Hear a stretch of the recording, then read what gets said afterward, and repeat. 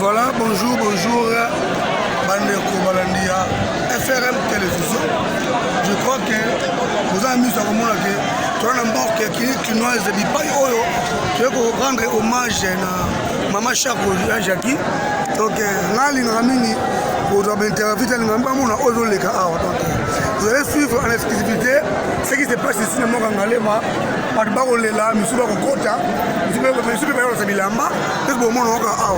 Mais pas de commentaires, pas des interviews, moi je ne fais pas ça. Et puis tout le monde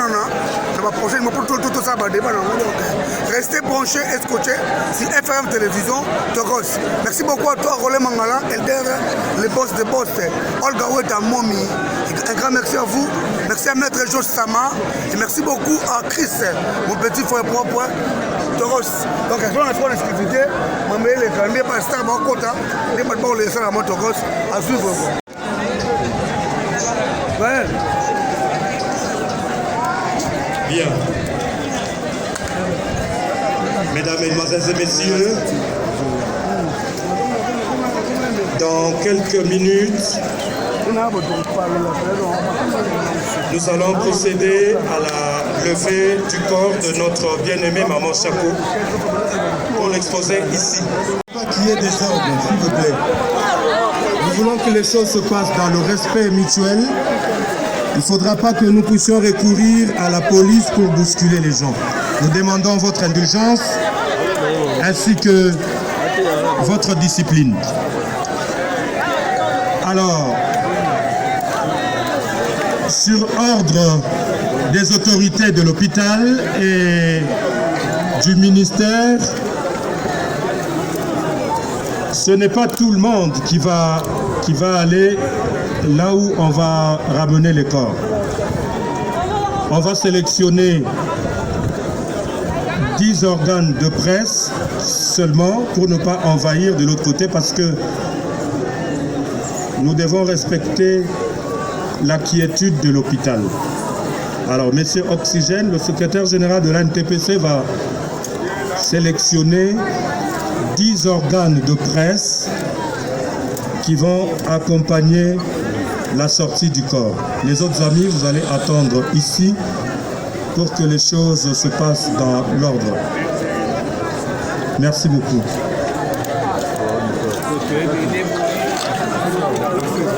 Merci. Donc, les 5 premiers organes, nous allons encore ajouter les 5. Le premier 5 organes, s'ils peuvent déjà se présenter. Voilà, RTNC, Antenne 1, Ma Mission TV, Libaya TV, De la Foi TV, Bisso TV. Voilà. Bisso TV.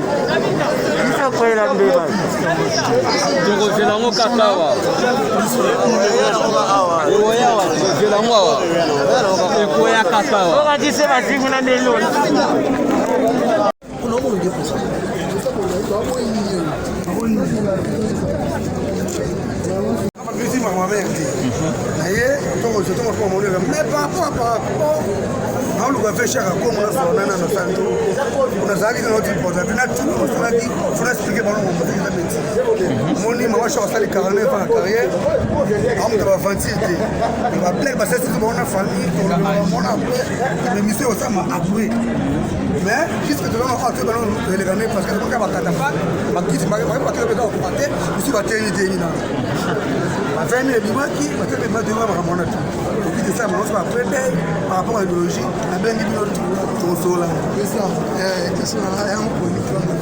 omona melko te ezali libanga nakoma jino moyo wako jino moyo wako amelko apelko sekuwa kilo mamwasha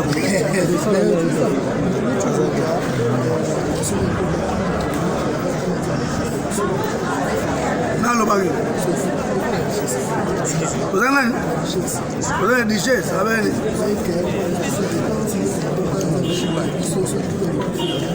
oya se réparti déjà ase réparti déjà ase réparti awana kosala nini atini malosala makambo nini po lokutu lobango comme to se réparti po modena koti kama se réparti tout ce que tu as makambo nini na diches yango se réparti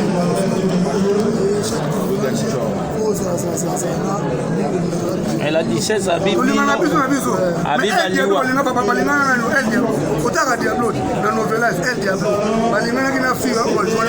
Alobi Baptiste Bozo Koufa pour impudicité za makasi pas na bibi pas na mikie il est pas impudique.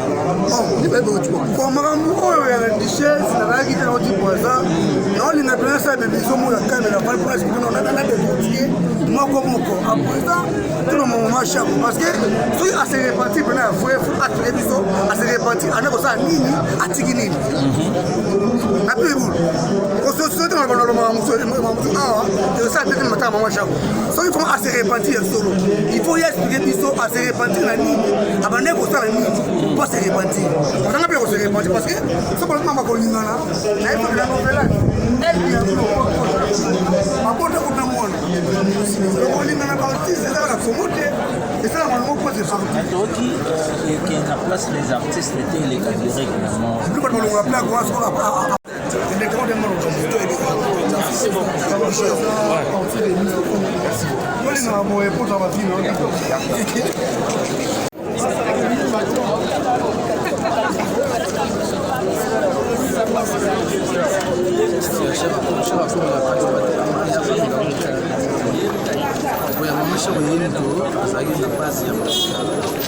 Saka Kongo alifanya place à Olia. Alikapika ndio Okoto. Saka Kongo alifanya place à Olia. Kongo kuna bana hii. Musu pasali kwa sipani kwa Olia. Kwa kutokutana na matanga. Sasa tukufanyaka kwa semba kibadiaka na kitu ya mato. Ndio kwa Saka Kongo. Ana kusala sala kusani kwa anafisike Simba te. Lelo kana sana ka théâtre, on a pas la sumu. Tout ça va venga lufa. Le lot c'est bon, mais il y a le cas de la lufa. En côté sous il y a bien la lufa, mais il y a plus quand il y a cas de donc on a invité ceux qui vont passer ce passe. On a tout fait faire compléter pendant réglementaire. Compléter pendant réglementaire. Il est grâce à elle non, on a pas dire que quand on est dans flatter non, on flatter pas en grâce à elle. Il y a seulement ceux qui sont là pour attendre les autres.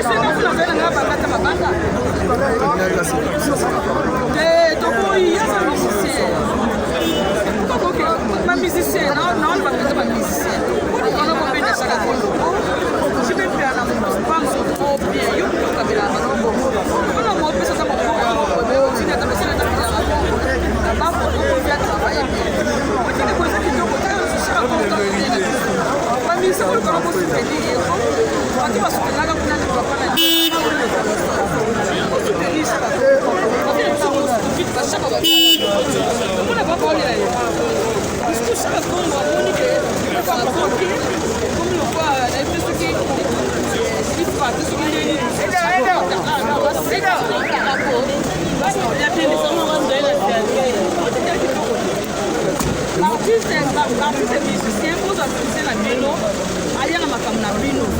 Biso ba ba ko ko ko ba ko lobé, ça pendant ça m'a sou, pas ça vous ça na ba. Zamba. Non, tout c'est tout, tout les bébés. Yango na mona kaka kolana mbeto. Na mona déjà asala Congo loka mona eta ya viki ma yo na mona déjà akiko mila ilsana. Kala bakiyem tazo kamawa. Non, Congo te. Le wote ba ko eso kambola ki ya sana yemu bimu ko Shakespeare awanga ni eto.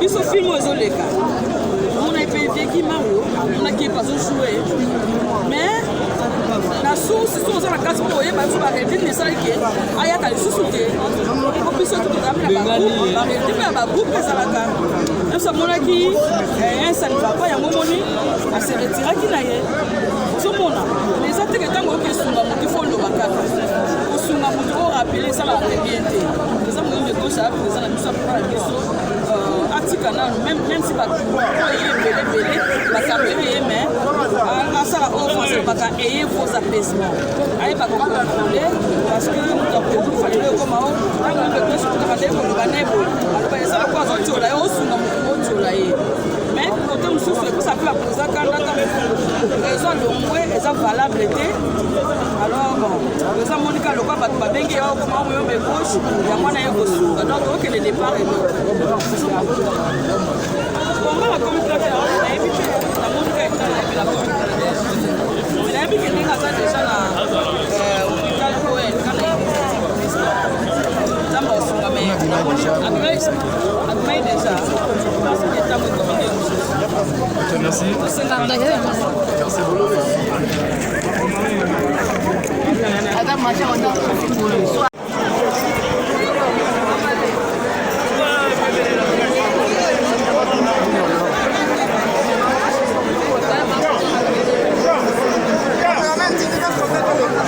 Ah oui, c'est ça le problème.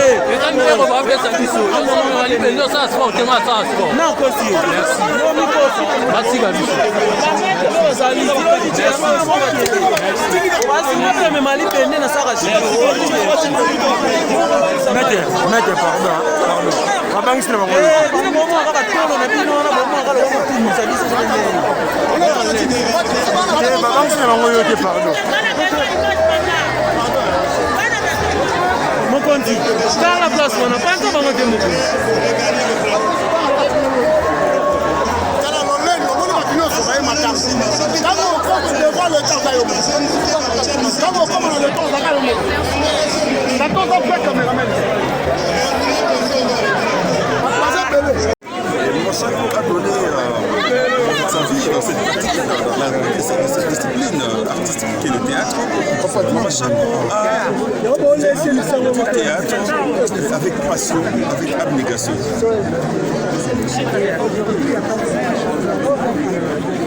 Oui, c'est encore une douleur de plus. Nous venons de perdre un grand comédien à la personne de Mars Yamba Kadiombo qui nous a quittés hier. Donc aujourd'hui nous mettons sous terre Mama Chako et nous allons encore préparer les obsèques de notre confrère Kadiombo. C'est triste pour la profession, perdre des éléments de grande valeur, des gens qui ont fourni leurs armes pendant plusieurs années, qui ont fait des preuves dans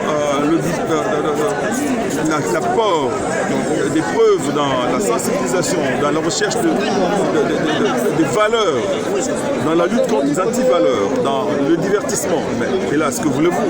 Dieu donne, Dieu reprend, il est souverain, il nous prend quand il veut. C'est triste, c'est ça la réalité triste des comédiens aujourd'hui.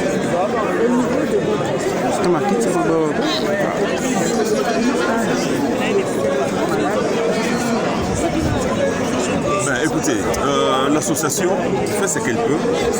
Déjà, les gens peuvent prier, mais là, ITPC, toute association vit des cotisations des membres. Mais les comédiens ne cotisent pas. On attend que des donations nous viennent, des legs nous soient donnés, mais quand ils ne viennent pas, comment on va vivre? Et c'est l'occasion pour moi de demander à tous les comédiens d'apprendre à verser leur quote-part dans la caisse de l'association pour subvenir aux besoins qui arrivent. Là, nous avons un confrère Guy Mario qui joue chez Muyombe Gauche, qui est très malade, dont les soins demandent un peu plus de moyens. Il est très limité. Bon, les gens de bonne volonté qui nous ont toujours secourus, aidés, viennent à son aide, de sorte que des soins appropriés lui soient administrés. Président, s'il vous plaît, quel souvenir vous avez pour Mama Chako? Mama Chako, que de bons souvenirs. C'était une amie, c'était une grande sœur, elle était à la fois notre épouse, notre mère, notre grand-mère sur scène. Elle a tout joué. Tout ce que je retiens d'elle, c'est quelqu'un qui a aimé avec passion le théâtre, qui ne se sentait jamais trop grande pour répondre à l'appel du théâtre. Elle était toujours là. C'était une passionnée du théâtre, quelqu'un qui savait mettre l'ambiance là où elle était. Quelqu'un qui aimait la gaieté, la bonne humeur, la bonne ambiance, ça c'était Mama Chako. Pas rancunière comme tous les Anamongo, les Bangala qui sont. Pas rancunière, elle a quelque chose à vous dire, elle vous le dit et puis elle tourne la page. C'était ça Mama Chako. Et qu'est-ce que vous allez demander à la famille qui l'a laissé comme conseil? À la famille biologique, c'est de prendre prendre cette mort comme un motif de se souder davantage, de prouver encore une fois l'amour. Et pareil pour les artistes comédiens. Maman Chako s'en va, laisse dans nos cœurs beaucoup de bons souvenirs et c'est l'occasion de transcender nos divergences et de l'honorer en bien faisant le travail qu'elle faisait, en imitant son comportement, et c'est la meilleure façon de l'honorer. Merci beaucoup. Merci beaucoup, Président.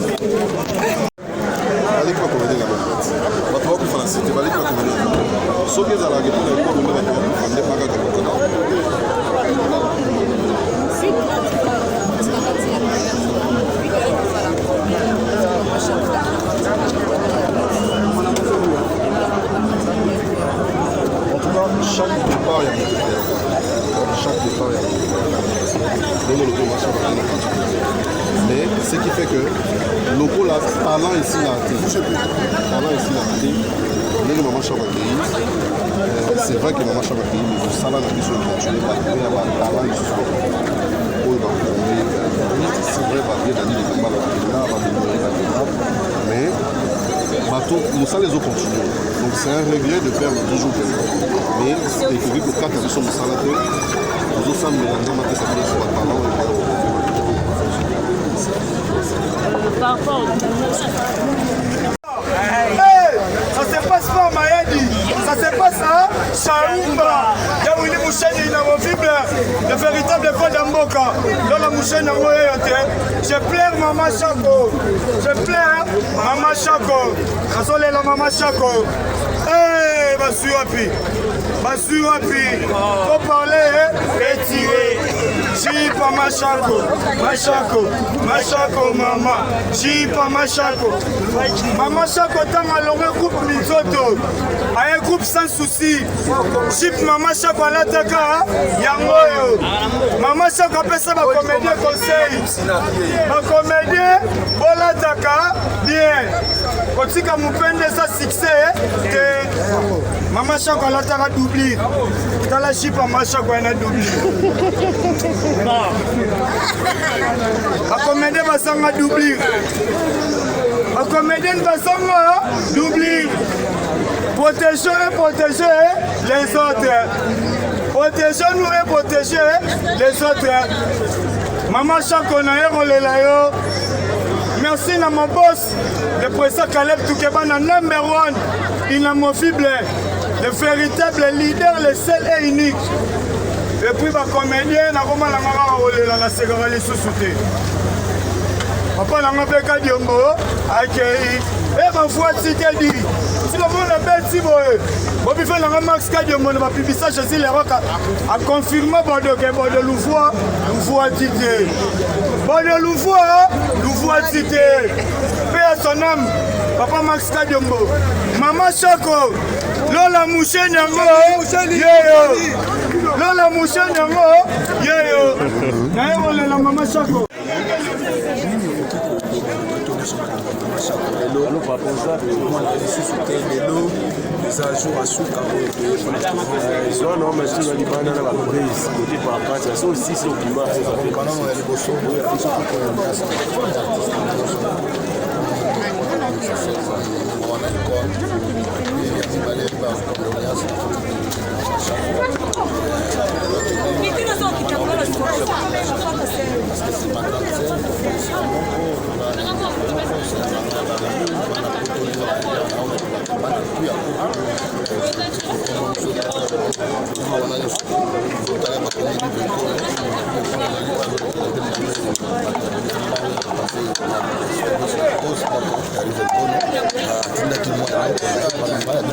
t-shirt on a contribué on a tout la serre longo pour saluer donc et ça n'est pas si on fanatique que malamoko brusquement il faut que on a la voyage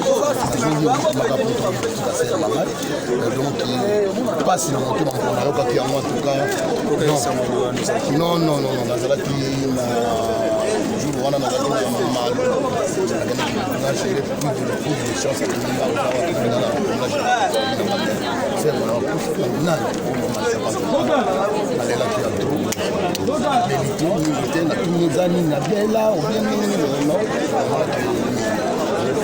alors par rapport au la matanga famille bazulu bamisu artiste bandeko komplike bamisu chaka kongo nini esali ke matanga machaka mpona bato mosusu mpe bazoboziza mwa négligence nini esali ke corps ekwelima lelo boye ezwi temps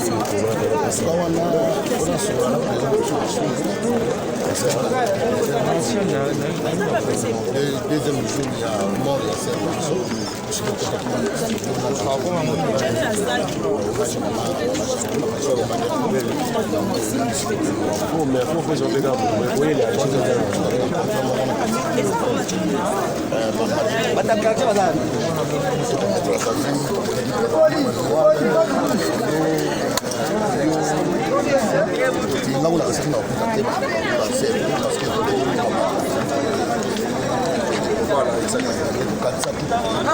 personnes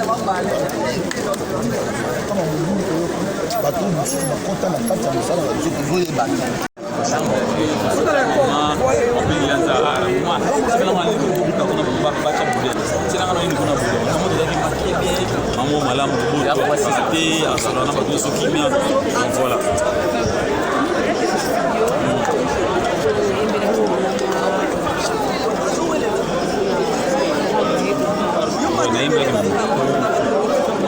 nayimbelaki mama nzembo nayimbelaki mama na studio naexplike kaka eno moyibi aza asala show mo malamu ayiba mbona banga kotisina liwanda aza moyibi ya foma po ata yibi mutu azongisa te donc moyibi asala show ya mama malamu koyibaka mbongo na coffre fort na babanke asiyoliwa moyibi ya mpomba ya koyiba bato ata bakangi yo ozongisaka te mama shako na kongo mama monene aza mungwa atiki bana ebele mushware ekopangusaka pinzoli na miso asima wana motema te o bakomedie nyonso baleli bajournaliste ya kongo mpe baleli lisovo te alela kongo mobimbeleli mama shako balarme sopani na matama bakongole babungisi moko ya basikisi mawa ye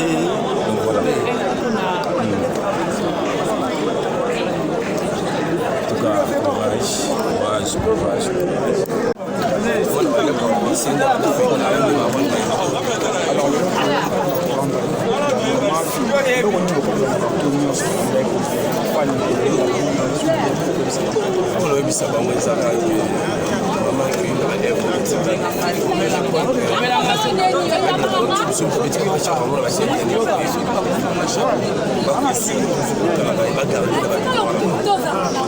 Il est en classe.